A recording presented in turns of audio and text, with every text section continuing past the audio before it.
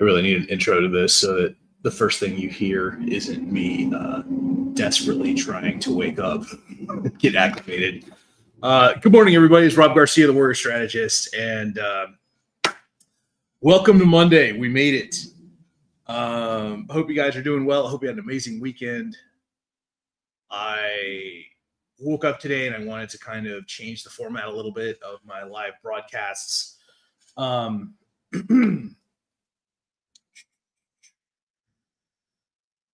And I want to add a little bit more structure, put in a few extra things, and actually have a couple of segments where I talk about various things I've done that have made my life better. And sometimes it's mental stuff, sometimes it's physical stuff, sometimes it's just changing my attitude on things. You'd be surprised how often changing your attitude or looking at something from a different perspective can create change and success in your life. And I'm really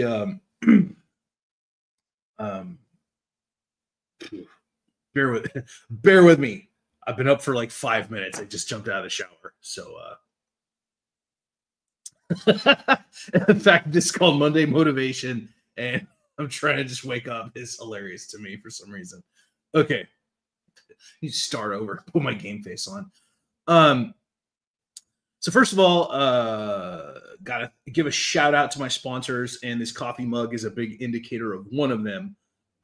If you guys are familiar with Sean Kanan's work, you know him from Cobra Kai and from Karate Kid 3. Check out, if you're a hot sauce fan, badboyeats.com for Bad Boy hot sauce. There are 3 flavors. I put this on my steak yesterday, and my mouth still has not forgiven me. If you are one of those weirdos that loves spicy, and I mean burning spicy hot sauce, Cobra Venom is incredible. Sean rates it 10 out of 10. It's made with Carolina Reapers. It's an unbelievable product. I use this with steak, and it gets the job done.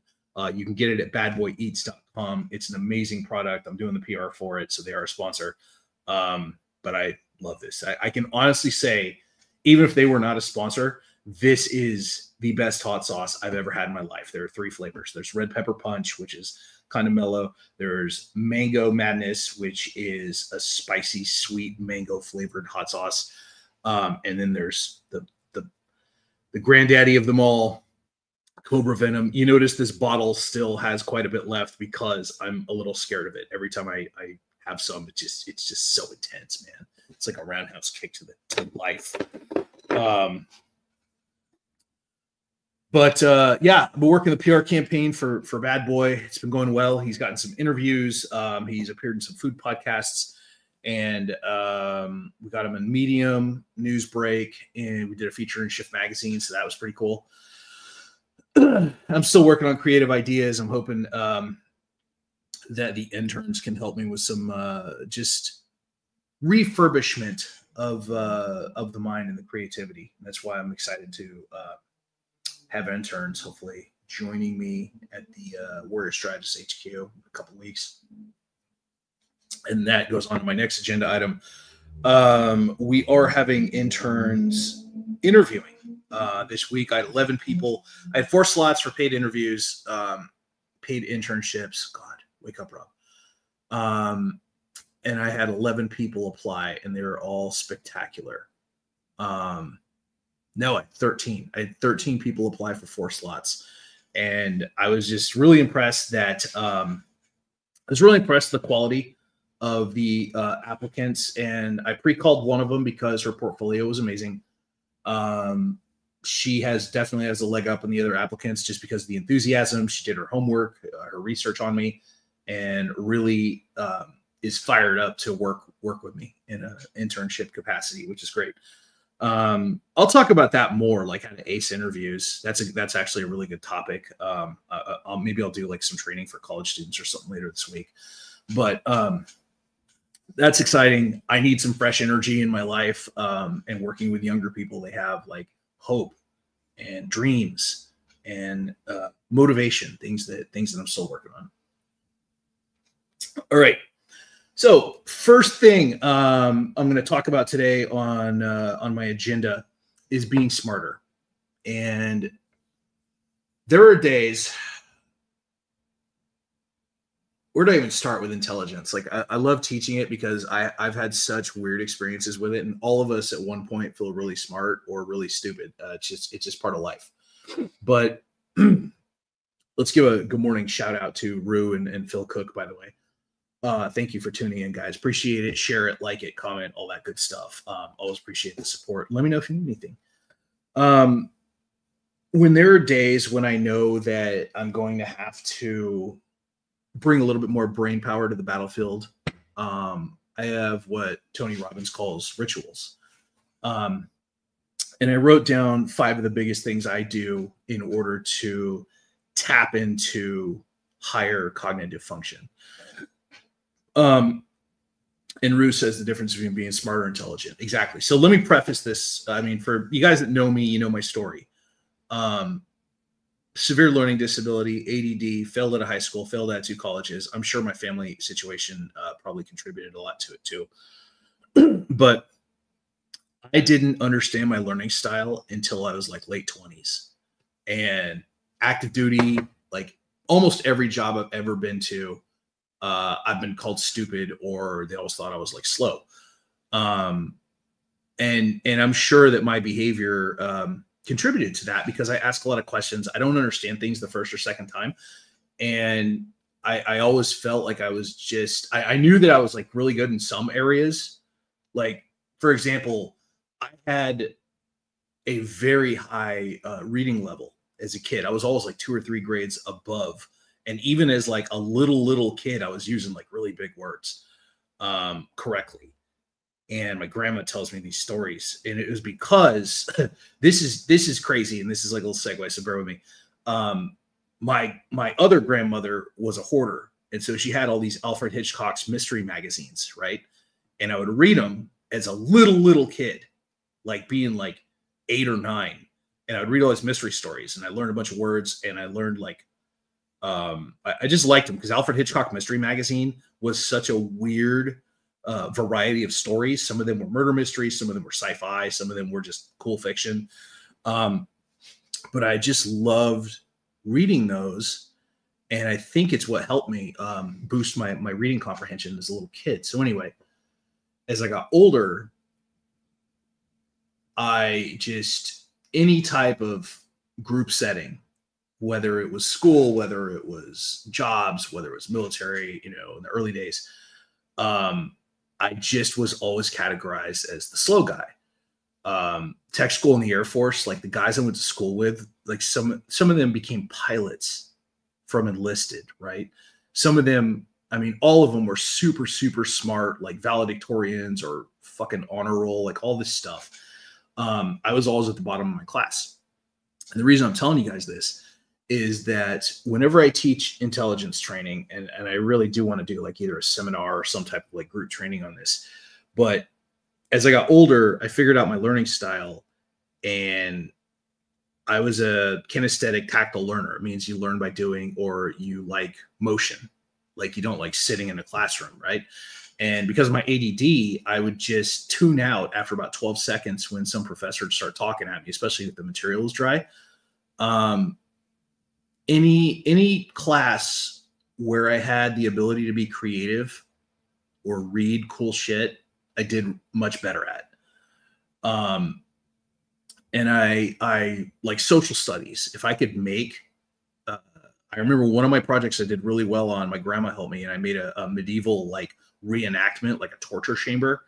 I don't even know like why a 4th grader is trying to build torture chambers. Let's save that for me and my psychiatrist. But anyway, I did really well on it because it was a creative hands-on project. As I got older, I figured out my learning style, and I realized that I wasn't stupid. I was just really smart in a couple of areas. And so the way that I look at it, I'll try not to turn this into a fucking Harvard lecture. There are probably 6 categories of intelligence. So there's like intelligence, wisdom, aptitude,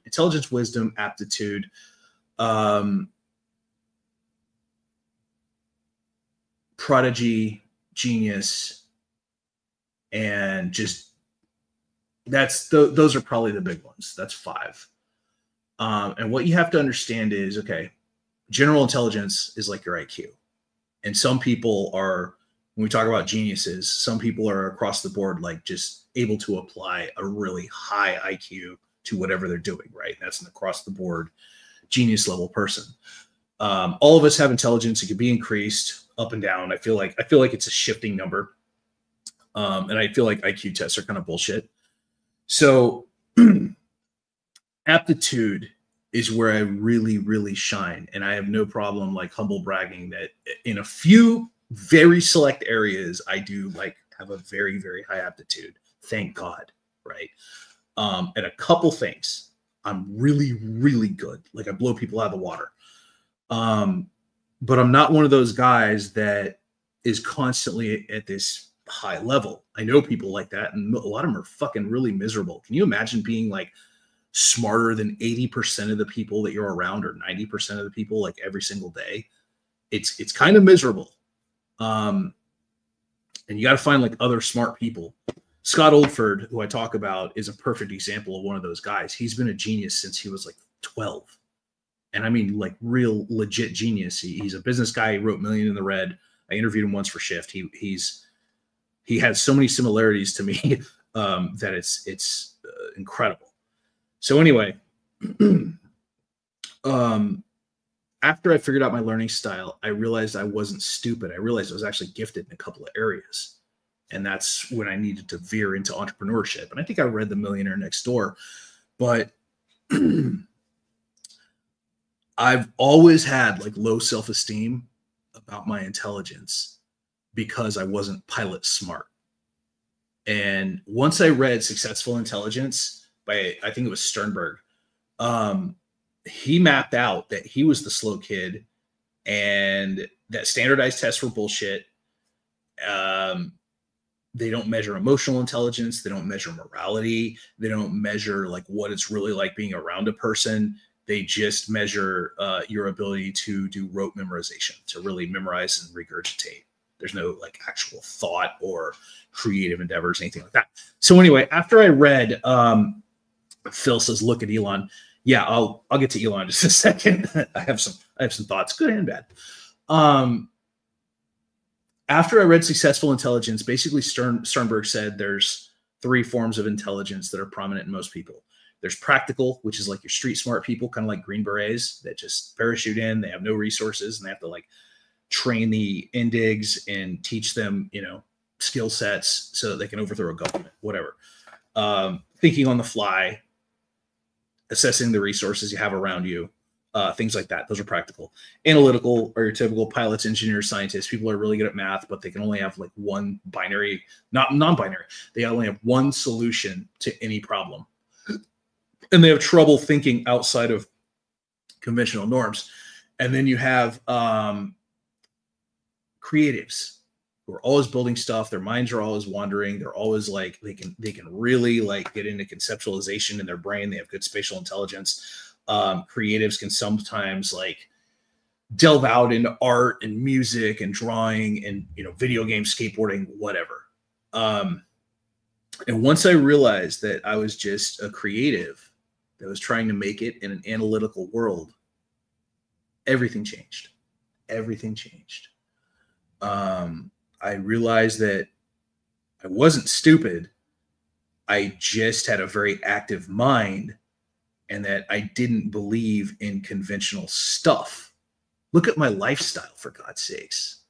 Didn't get married, didn't have kids. 8 years ago, I gave up on working for a living, like 9 to 5. I've always been super independent, and that's the sign of a creative. It's a person whose mind always like kind of pushes for more and imagines shit and then makes it happen. So anyway, going back, I don't want to veer off too much into intelligence. Start thinking about where you're good, like where you're really creative, where you shine. And maybe it's tech, and maybe it's, people skills. And I'll tell you, if you guys are interested in this topic and you really want to learn, there's 2 guys you need to read from. Sternberg, who wrote Successful Intelligence. Get it off Amazon. This is one of those top 10 books that'll change your life forever. And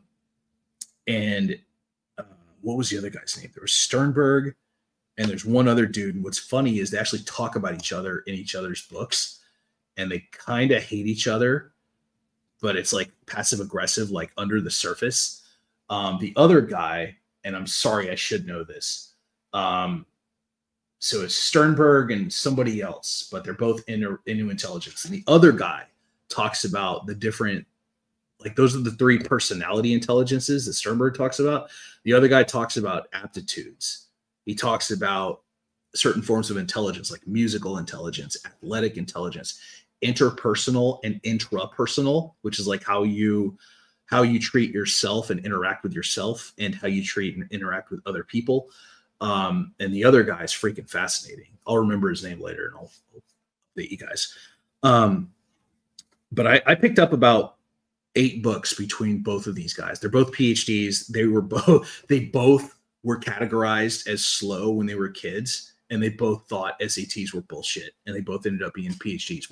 One was Harvard, one was Yale. They're incredible guys, though, as far as if you need to unlock how your brain works, or if you feel like you have an alternate learning style, or if you feel like sometimes you're really smart and other times like why do I feel so dumb about certain things. These guys will give you a good leg up on intelligence and understanding intelligence. So anyway, going back to my ritual, and I'm going to dumb this down a little bit because I got to keep it simple. When I have a day where I have to be smart, right? Let's say I have to create a campaign for PR, or I have to like do something challenging. The things I do: good sleep, start with. If you're waking up in the middle of the night, or you got night terrors, or you're fucking having bad dreams, or you just can't stay asleep, you need to work on your sleep. Sleep depth, and people that sleep like 4 hours a night, and just hustle and grind, that are miserable, you can see it in their face. It's bullshit. You need sleep. There are some people who can survive off of like 4 hours, whatever, and be okay and be refreshed, and, good for them. That might be genetic. I don't believe in that bullshit. I think you need 7 or 8 hours to get optimal results, and you need to understand the difference between REM sleep and sleep. REM sleep is your deep sleep, where you are fucking out. And to catch up, I know how much REM sleep I've gotten. If I wake up in the morning and I feel groggy or drowsy, like more than I should, I haven't gotten enough REM sleep. And I take a nap every day at noon on my couch for about 20 minutes. And I wake up so freaking refreshed because it's a REM like catch up. The way that I sleep, and I feel like this is the optimal way, is I try and get things as cold as possible with a nice warm blanket. And your body, I feel like your body reacts to cold, goes into survival. And this is Joe Rogan, like bro science. This is Rob's opinion. I feel like your body, when you have really cold environments, reacts, goes into caveman mode, like survival mode, and starts cranking out some more testosterone, and also helps you to sleep better because it feels like, hey, it's cold. I've got to fight against this. Like, this isn't normal. And Jared says, I cliff dive to REM every time that I sleep. And Phil Cook says power naps. Yeah. So I take, like I said, I get up, I try not to over caffeinate. I have like 1 cup of coffee. But in the morning, my ritual, if I have to have like a good day, right, I make sure I have enough sleep, first of all. And there are days where I've woken up like really fucking foggy and I've just gone right back to bed. And if you guys need someone to talk to about this or need to hire a sleep expert, the best guy in the network, I'll give him a shout out right now, is Robin Westerlund. Robin Westerlund. He's on my friends list. And this dude, he posts some amazing stuff about sleep. He is like a sleep expert. He's helped a lot of people, and I highly recommend him. So first thing's good sleep. The second thing's cold shower. I just had mine. The third one, plant-based supplements. And I'm going to give a shout out to one I use that I enjoy. This is not a sponsor. I am not an affiliate. I have no affiliation with this company outside of I use their products. I like them and they make me feel good. And my brain feels like it's working better when I use it. It's called MindLab Pro. Once again, Warrior Strategist, not affiliated with this. This is just an awesome product. And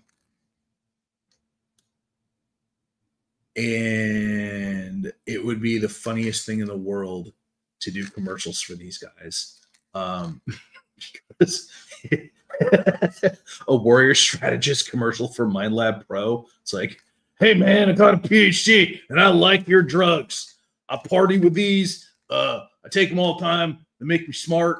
And you know, driving my Camaro around town, and just check out MindLab Pro if you want to have a good laugh and access the frontal lobes of your brain, and then maybe cook up some meth.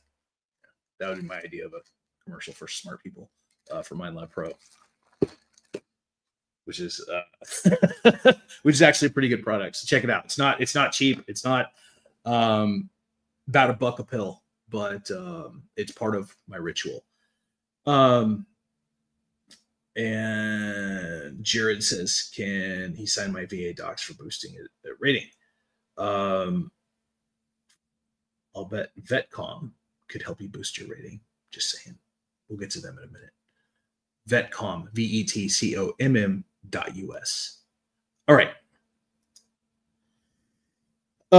We welcome Kevin to the broadcast. All right. So plant-based sleep, a little bit of coffee.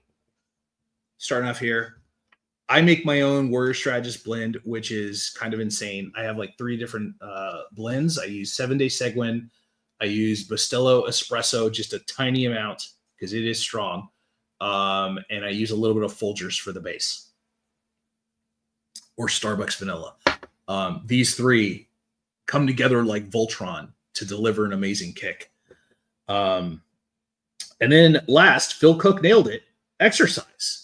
So today I'm going to lift weights in my room. I have a bench from COVID era. Remember when we were all having like our home workouts and the price of fucking weights and weight benches skyrocketed because of demand? I still have my weight bench in my bedroom, and I have some 35s, and I'm still just cranking out free weight exercises. And I'll do a jog today. So anyway, going back, if you are trying to have a smart day, what I call a smart day, try those 5 things. This is how I get super pumped up. This is how like I perform at a much higher level cognitively when I do these 5 things. They all come together, and I'm awake. I'm more alert throughout the day, and I have better creative ideas. So those 5 things, then we'll move on to the next thing, is good sleep, cold shower, plant-based supplements, coffee, exercise. Those 5 things. And guess what? You can crank out all these things in under an hour. Not hard. And imagine if you just applied like 2 days of your week to doing this. Your productivity would go up. I think your life would be better. And I think you'd make more money, to be honest, because your business systems would be better. All right. And Jared says, you've been at 35 since COVID. Well, okay, here's the thing, Jared. When I do the overhead tricep press, I'm doing a fucking 75 at the gym. But this is my house, and I don't want a ton of weights, and 35 is a nice medium weight. You can curl it. You can do like shoulder presses. You can do squats, all this different stuff, get enough resistance. But the gym has like all the free weights. And I go a lot heavier at the gym. But I'm talking like home gym when I just want to like bang out a quick 20-minute, at home. All right. So next topic, we got all kinds of people. Chris Richards, who was talking about where to move next. And Chris says he started today at meditation, 20 minutes cycling, 40 minutes weights, coffee and eggs, and answered his group program clients all before 10 a.m. Chris, let me ask you, man, I'll give you a shout out because I've seen your stuff for a while. I'm trying to remember if we ever met, and I think I'm confusing you with someone else from a long time ago. What are you selling? Like, tell us your industry, genre, and drop a link in comments if you want to, man. I'll give you a shout out. I've always liked your stuff.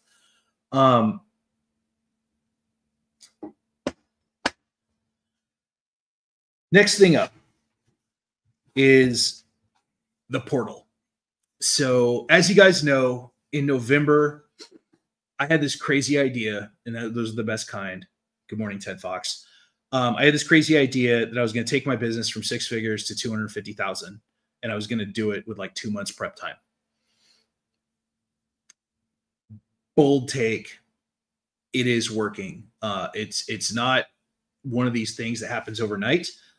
But I've seen things happen that show me that I'm on the right path.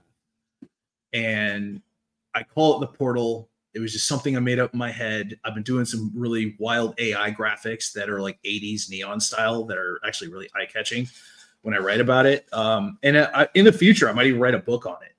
I feel like you can help a lot of veteran business owners, to be honest, but they have to open their minds a little. I don't mean with like mushrooms or anything. I mean like letting go of old trauma and being willing to accept new ideas and try shit like journaling and meditating and showing gratitude and not being a blue falcon. Some veterans have a lot of trouble with this. You'd be surprised. Some veterans actually have bad attitudes, shocked, right? So the portal, I came up with 8 actions that would violently up-level my business. And they're working out really well. And I'll share, I'm not going to go deep dive into this. This will be just a couple minutes, but this will help you guys if you're trying to make more money or if you're trying to up-level your life, like whatever process you're doing, right? If you want to do it better, the portal stuff really helps. So yesterday, I spent 2.5 hours doing my taxes. I'm talking line by line accounting because I'm a little bit behind filing. And this is one of those areas I procrastinated on, and I did the ultimate punch the dragon.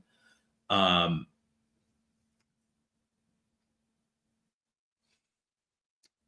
going to hire someone to do my taxes. But in the meantime, as a CEO, I need to understand the process, right? So I did 2.5 hours yesterday on a Sunday. I didn't drink. I exercised a little bit, and I did it because that's one of the tenets of the portal is punch the dragon. It's doing the things in business that you're putting off. And this is a big one, not just doing the stuff you enjoy, right? The things that I enjoy the most are creating PR campaigns and reaching out to reporters and calling my clients and saying, hey, you're going to be on TV this week, and landing big campaigns, corporate level sponsors, whatever the fuck. There's things I really enjoy. The things I haven't enjoyed in the past are the financial strategy, the marketing, and the taxes. So guess what I put off, right? You see where this is going. So anyway, yesterday I did my taxes for 2.5 hours just to learn the process. And not only that, but get something done that I've been putting off for a long time. And trust me, when I tell my tax story, it's going to blow your fucking mind. But let me get it done first. So anyway, the aspects of the portal are just, it's like self-development on steroids. And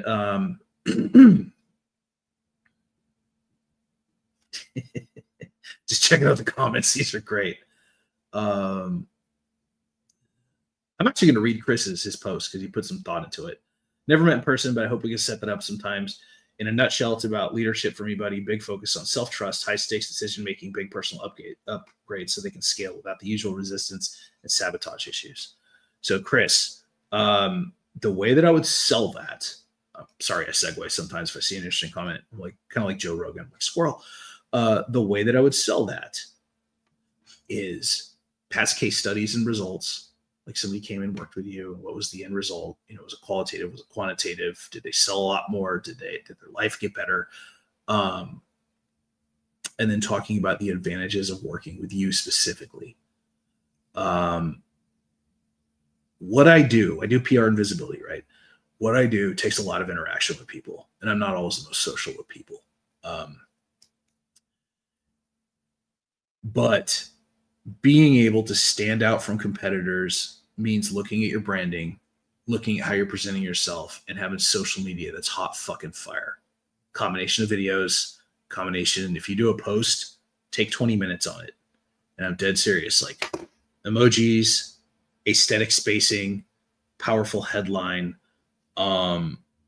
custom picture that can be AI or that has graphics and design elements that's eye-catching, hashtags. Like all these things matter, right? If you look at my posts, for the most part, you can tell if I'm doing like a really good teaching / marketing post, call to action, link and comments, blah, blah, blah.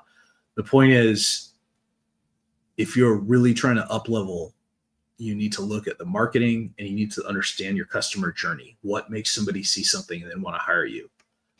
Isolating their pain point, positioning yourself as the go-to, and then eye-catching, bright graphics that are interesting to look at. Just my 2 cents. Filter your pictures so they look good, homemade filters. I say that filters should be used to a point. So when I see the ladies out there and they're using the slimming filters and, make me look 20 years younger filters on Snapchat, all that bullshit, I feel that's a little duplicitous, and I would never, ever do that. You guys get to see me in the morning, how I am, right? But filters are useful for aesthetics and for augmenting, your photos. Just don't go overboard. God damn, some people are just flat out using wizardry. Okay, so the portal.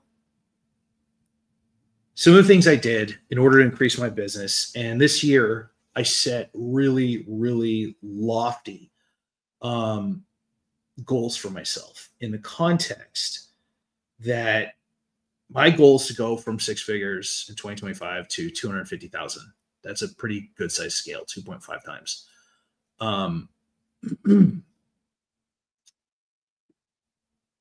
So first thing is learning Punch the Dragon. The second thing is Scott Oldford's Million in the Red book. And he's not a client. I have no affiliation. Once again, it's just something if I find something that's fucking powerful and I really honestly believe can change your life, I'm going to promote it. I spent $100 buying Million in the Red, hardcover red book. Scott Oldford, I interviewed him. He knows more about business than just about anybody I've ever seen. And he's not a bullshit guru like a lot of people. The guy has worked with thousands of businesses and he looks at things from such a genius level. And he's probably like 32. He has $10 million. He was a millionaire by like 17 and he lost it all and was in $1 million in debt by like, I want to say 21. And he turned it around because he started to understand the basic psychology of business, how to grow it. So anyway, Chris knows Scott. That's awesome. Yeah, man. I got to release that interview again. I interviewed him for Shift, my magazine, and it was really fucking powerful. I gotta find that. So anyway, Million in the Red by Scott Oldford. That's a very big portal thing. I hired a brand strategist, and I have no problem saying that I paid more money to her than I've ever paid another person in my fucking life. I paid an uncomfortable amount of money. Has it been worth it? 1,000%. And before you're shelling out money on experts, you have to really take the time to research them, regardless of who they are. If you're going to pay, we'll say over $1,000 for an expert, whatever kind, coach, guru, transformational leader, PR guy, Chris Richards, whoever. You need to look at their past results. You need to look at what they do.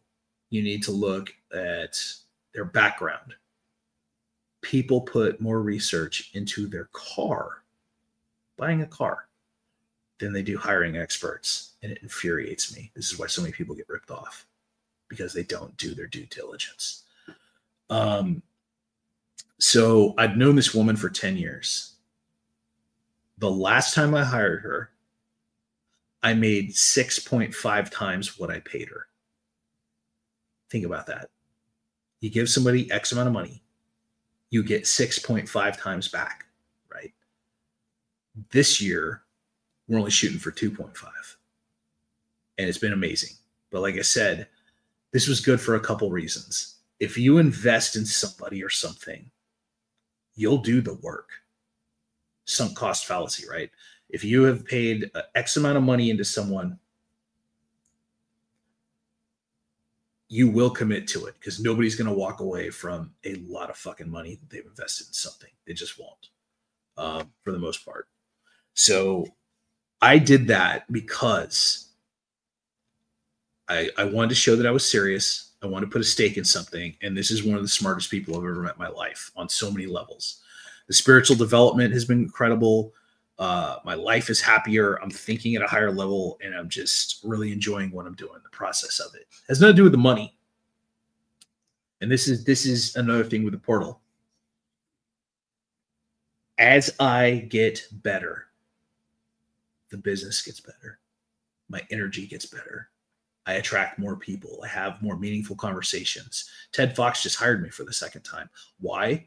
Because he was really happy with the results the first time.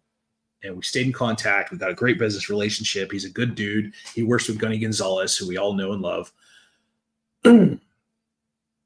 But the point is, as a business owner does self-development, as they make their life better, their business is going to run better. They're happier. I'm actually doing less busy work and more meaningful work. And I'm working 12 to 14 hours, and this isn't a lifetime thing. This is just going to be for a few weeks. But I honestly feel more balanced, and I'm more happier. I am happier than I've been in a long time. And that's a feeling I wish I could bottle up and give to you guys. Not sell, but give. Best group of people I've ever worked with. I've got a Facebook group. We meet, we have the free call every week on Tuesday at 1 p.m. PST. Everyone's invited. I only allow people in there with good energy, which is the most hippie bullshit I've ever heard myself say. But it's true. I want people that are in good moods. I want people that support others. I want people, you have to have a certain attitude, belief system, mindset. You have to be willing to help other people, not scam anyone, and not be an asshole on the call. I've had some assholes, and it's been hilarious. They're not around too long. So anyway,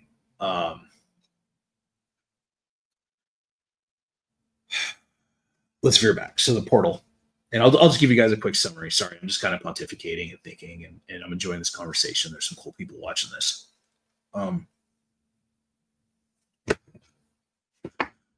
Scott Oldford's book, Million in the Red. Invest in some type of expert. Whatever's missing from your life, you can find a person that's a coach or an expert or someone that can help you with it. Okay. If you can't afford an expert, you can afford training.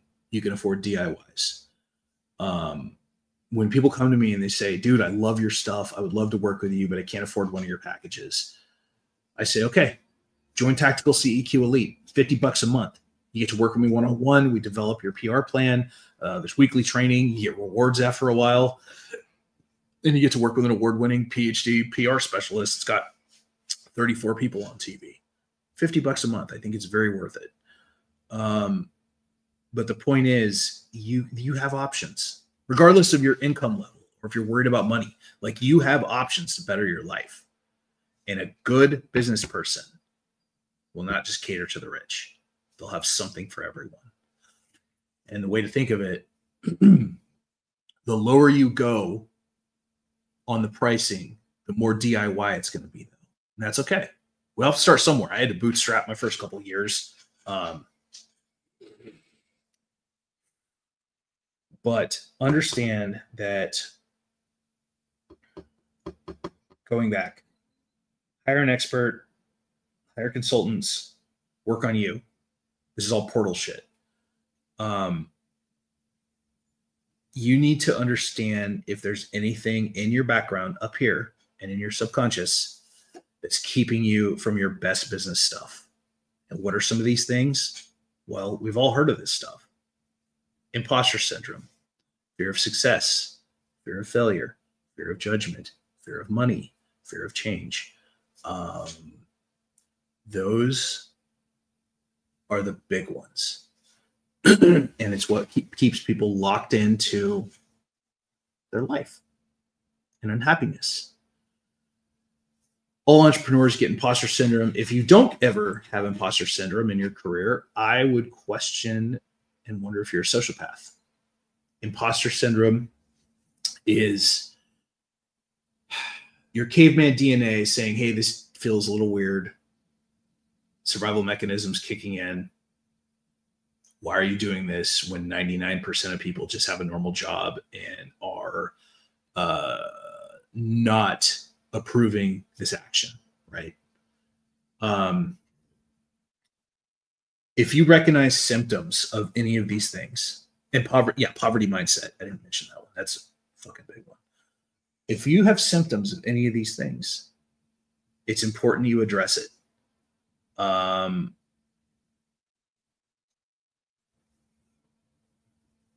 do you know if you have these symptoms? If you question if you should do what you do, that's imposter syndrome.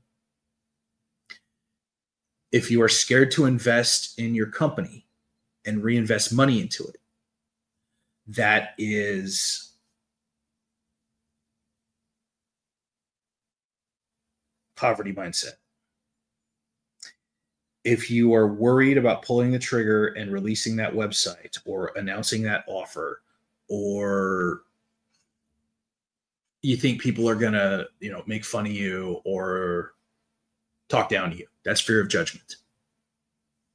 If you don't want to expand because you think that more money would cause headaches and complications, that's fear of success. If you're scared to move forward on that new creative project and release it to the world, it's fear of failure. So as you can see, any of these can derail you. Any of these can keep you from your greatest success. And it's important that if you demonstrate any of the behaviors that I just mentioned, that you do something about it. I'm gonna share with you guys a philosophy that really helped me. The money follows the talent. And just because you don't have X amount of money does not mean you're not talented, right? And Chris, you were making me think, dude. I really appreciate the thoughts, fear of higher responsibility, and I think ascension and everything that comes with it and scale should be a different training, to be honest, like on a different day. You're completely right, though. I'm going to write this down because that's a whole different topic in its own for development. Thank you, Chris. Okay. So going back, just trying to think, man, my mind is flying. This is a good thing.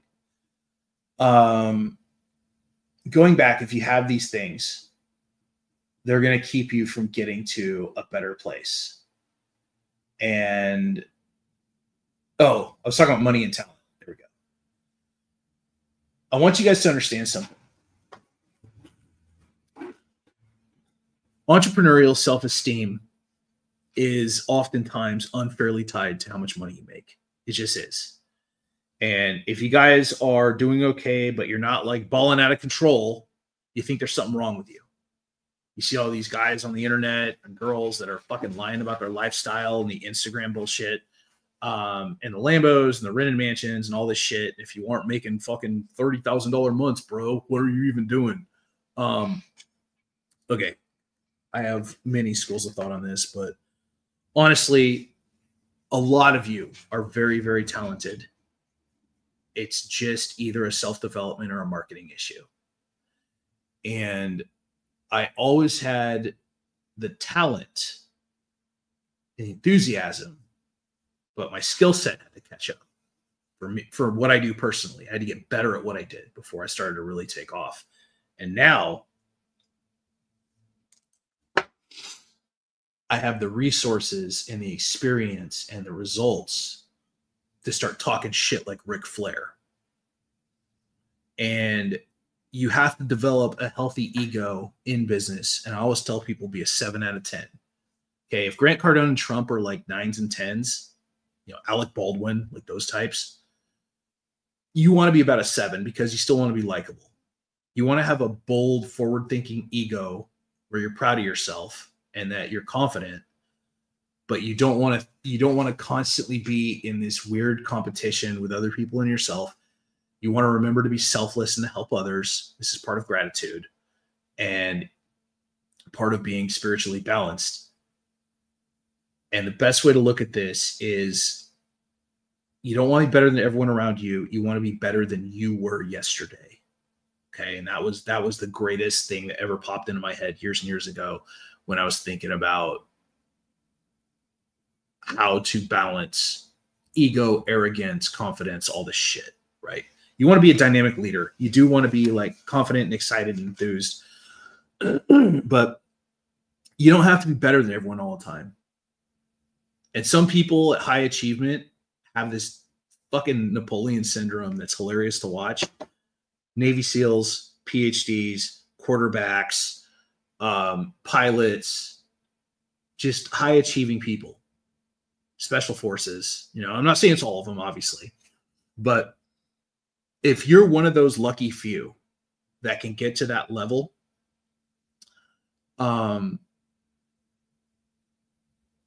it's important to remember the team got you there. The quarterback isn't shit without the rest of the football team. Okay, he isn't. He's usually the smallest guy on the team. A Navy SEAL to go on a mission has hundreds, if not thousands, of enlisted people, conventional military, supporting them, making sure they get paid, making sure they have bullets, making sure that they have the operating base and the radar systems and all these assets and an Air Force JTAC calling in air support, all this different shit. Of course, I got to throw in Air Force blood. Come on. But the point is, I see too many people at these elevated levels that are amazing. They've done something incredible, but they forget the other people around them. And that's the worst kind of person. And I'm not saying everyone that achieves at that level is a self-absorbed piece of shit, but I'm saying I have seen some, and it's really obvious. People that are constantly posting about themselves on social media, people that never ever share the spotlight, people that never ever like shout out their team members or people that help them, stuff like this. Self-development would help them. Understanding awareness, understanding the people around you. Matthew McConaughey says, chase yourself 10 years in the future. Yeah, man. That's he would say that. And I did have an interesting Kevin says, you say Alec Baldwin. Oh, I'll zip it. Never mind. When I put Alec Baldwin and Trump and Cardone into this category of like 9 and 10 on the arrogance scale, it's just it's not political. Don't make this political. This is just personality, right? Having the self-God complex, like thinking that you are put on this earth to fucking be the Messiah and rule over everyone. Never ever shouting out other people. Having to yell at people to get your way or overpower them or bully them to get whatever it is that you're chasing. Like that's the 10 on the arrogance scale, right? So like I said, you don't want to be quiet and unassuming. Like if you were completely a 1 on that scale, nobody's ever going to know how awesome you are. So I always say, keep it at about a 7. Love yourself, be confident in yourself, but also remember that other people are in your sphere of influence. Lift them up too. Help them out. That's really, if there was like one metric of success that I really optimized, it was picking about 15 or 20 people, getting super close to them, and then promoting them. And they do the same for me. And it's great. But you build trust over the years. People's actions mean a lot more than their words. But all these things help to take me to a certain level. And I've done my damnedest to provide training, to provide a place to think and network, to make sure that if people need something, that I get back to them in a timely fashion, like all these little things. There's nothing worse than a veteran who makes it and then just shuts everyone else out except for like higher level people. I hate that shit. I've seen it for, the 8 years I've done this. And it's kind of sad. It's kind of sad when, a veteran becomes like an influencer or an overnight success, or they get a lot of money or a lot of fame, and then they don't change for the better. That shit annoys me. And I can always tell a lot about a person by, oh, Kevin, you just made a good point, man. I'll get to that in a second. And Jared too. I can always tell a lot about a person by reading their last 15 Facebook posts. And you can get into someone's psyche so well by seeing what they're sharing, who they're sharing, the emotion behind the content, what they're complaining about, and if they promote other people. And that's a big one. When I'm coaching people on how to do effective social media, I say about 30 to 40% should be promoting other people that are worthy, that deserve it. That you can't just promote everybody, but certain people that meet your criteria, it's like Thor's hammer, that only the worthy can lift Thor's hammer. Same thing.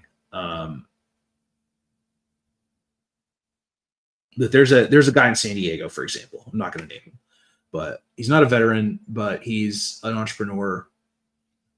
All he does is tell people how great he is. And I go through his stuff sometimes, and there'll be 30 posts either about his events or about him and his achievements. Never, ever, ever posts about anyone else. Never. He doesn't show gratitude. All he does is be his own number one fan. And he reached out to me and asked, he didn't even really ask for it. He kind of demanded free magazine coverage. And I was like, okay, I'll file this. And just when I see this guy, he just fills me with the wrong energy. He just really does. We're not in alignment. I don't pretend to be friends with him. I actually unfriended him. I'm not a fake person. If I don't like somebody, I'm not going to be fake friends with them. I don't care if I live in Southern California. It doesn't matter. I'm not that guy. If I like you, I like you. But everything about him screams self-congratulatory. Everything about him screams like, I'm only out for myself, and I'm this great guy. I never donate. I never contribute. I never share the spotlight with anybody. And then I'm going to reach out to Rob with his magazine because Rob lives in San Diego, and Rob probably wants to hear how fascinating I am. No, the fuck I don't. You've never promoted me. We've never had a conversation. I don't know anything about you outside of the fact that you've done well in your industry, and good for you.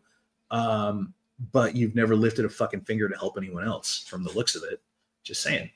So energy is important. How you carry yourself, how you present yourself to other people. Are you likable? These things are important. And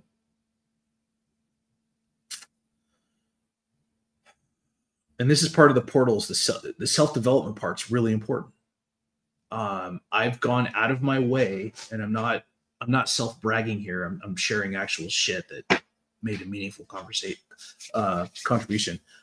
Since I've gotten consulting with VetCom, I work with a CEO often, and I've made sure that we are hiring from veterans, we are buying from veteran-owned companies, and we are contributing to veteran nonprofits and sponsoring veteran para-athletes. We've done all those things because of me walking into VetCom and saying, hey, Kate, let's try this. This is good. These people are qualified, and let's move this forward. That is why VetCom is kicking ass. And I appreciate do have to give a shout out to Kate Monroe as a dynamic leader. I've learned a ton from her. If you guys don't know about VetCom, they specialize in veterans benefits. They are a for-profit. They charge a fee, just being upfront. They've gotten $1 billion awarded to veterans for the disability claims, and they can refile for higher ratings. Charge about $1,200, and then they do offer a money-back guarantee if you don't get your money back, or if you don't get what they promise you in the contract. But the point is, I'm doing my damnedest, me and Kate both, to be good people. You can be successful and be a good person. You can help people in the community. You can help people in nonprofits. You can help other veterans, right? So many veteran companies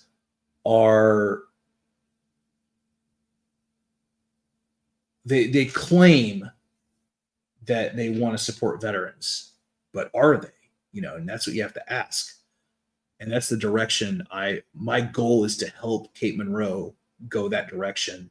It's not that she doesn't want to, it's just that I have the resources and I know people that Kate might not know, and I can throw these ideas at her and she'll listen. Works out for everybody. We sponsored Brian Big Country Conwell. We're going to help him on his tour this year. We made the VetCom clothing line from Ginger and David at Really Designs, Navy owned, right? We sponsored Warriors of the Wind, Dallas Poor, great nonprofit, warriorsofthewind.org. And the point is, all this portal stuff that I'm doing to improve Rob, I'm applying to the other companies I work with. And that works out for everybody. And I'm seeing more people